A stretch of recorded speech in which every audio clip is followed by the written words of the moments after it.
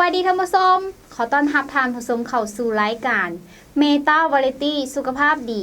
24 ชั่วโมงซึ่งแน่นอนพบกับพวกเราทั้งสองคนเนาะที่ว่าจะรับหน้าที่ดำเนินรายการซึ่งว่ามื้อนี้เราจะมาอบรมกันก็คือเอาพยาธิเบาหวานเนาะมาเป็นกรณีศึกษาให้ท่านผู้ชมได้ศึกษาไปพร้อมๆกันกับพวกเราเพราะว่าเราได้มีเคสกรณีสัมภาษณ์เนาะผู้ป่วยซึ่งว่าเพิ่นชื่อว่าพ่อตู้คำตาป่วยเป็นพยาธิเบาหวานท่านผู้ชมเป็นมาได้4 ปีแล้วซึ่งพ่อตู้เพิ่นมีอายุ84 ปีแล้วแล้วกับทั้งเป็นทหารเก่านำอีกถือว่ามีสุขภาพแข็งแรงหลายเนาะผ่านมาแต่ว่าเพิ่นป่วยมาเป็นพยาธิเบาหวานนี่มีค่าน้ำตาลในเลือดสูงถึง300เลยท่านผู้ชมแล้วก็มีอาการมึนซ้าตามแขนตามขาโดยเฉพาะก็คือได้ใช้ไม้คันเท่าช่วยในการไปการมา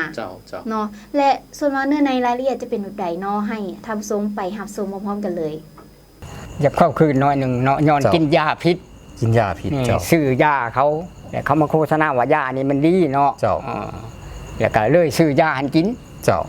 ผ่านจากซื้อยาหันกินมันลุกพิษเนาะว่าเขาอนุญาตนั้นมันไปถ่ายกันเลียนติดนะเขาเห็นว่าโอ้อันนี้มันบ่ถึกหลังจากปรากฏการณ์วันนักเนาะแล้วก็เจ็บหัวนักแข็งนักคายังเขาเราไปกวดดึงได้เห็นเบาหวานเบาหวานมันขึ้นฮอด350มันนักหัวแล้วก็วิ่นหัวนอนปวดแข้งปวดขานี่แหละถือว่าอิดเมื่อยนอนบ่ได้ไปเที่ยวบ้านนี่คือ1 6 เถื่อ7 เถื่อบ่ได้นอนเลยจนว่ายางบ่อยากได้แล้วได้ซื้อใหม่คนเฒ่าถือว่ามาค้ำไปยางอันนั้นไปจังได๋ได้ยาง3ขาแล้วมาเบิ่งพญาติตัวเองนี่คือว่ามันสิถือกับยานี่นะจังตัดสินใจถือว่าสั่งซื้อสุดนึงมากินเนาะกินวาง10 มื้อปรากฏว่าเฮานอนได้เนาะแต่เก่านอนยากนี่เฮานอนได้กินเขาก็แซ่บปรากฏว่ามันมีการเปลี่ยนแปลงนะบัดนี้กินจนหมดสุดอันนี้ถือว่าเฮาไปแทกบึงตั้งทรงนี่ถือว่าก็ลดลงแล้วก็เบาหวานก็ลดลงนี่มันยังเหลือ120หรือ118เบาหวานน่ะลดลงถือว่ามัน111หรือ110ถือว่ามาเบิ่งแล้วก็ถือว่าแข็งแร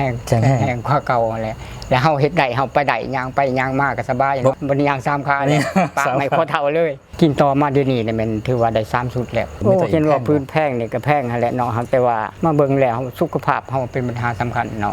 เฮาคิดว่าซ้ำนี่ก็เนี่ยก็ต้องตัดสินใจต้องซื้อแพงเท่าไรก็ซื้อแลกเอาชีวิตเนาะคิดไว้ให้ได้อยู่น้ำลูกน้ำร้านยาวๆไปเท่าไรก็ยิ่งดีเท่านั้นคิดว่านั่นนะจะสัญญานี่มันดีแต่ที่ว่าเฮาต้องซื้ออยากพากถึงอันหมู่เพื่อนสหายด้วยกันนี่แหละเรียกว่าภาคส่วนลูกๆร้านทั้งหมดในทั่วประเทศนี่แหละครับได้เป็นพยาธิคือการกับผู้ค้านี้เป็นต้นเป็นตังส่งบ่เป็นเบาหวานบ่เป็นประดงบ่หรือว่าพยาธิอื่นๆตามผู้ค้ากินแหละว่ามันดีแต่ท่านได้ถ้าผู้ใดเขาเป็นคือผู้ค้าก็ซื้อมันกินลองเบิ่งสนใจติดต่อสอบถามหรือสั่งซื้อผลิตภัณฑ์ได้ที่02-098-292-4-2-2-8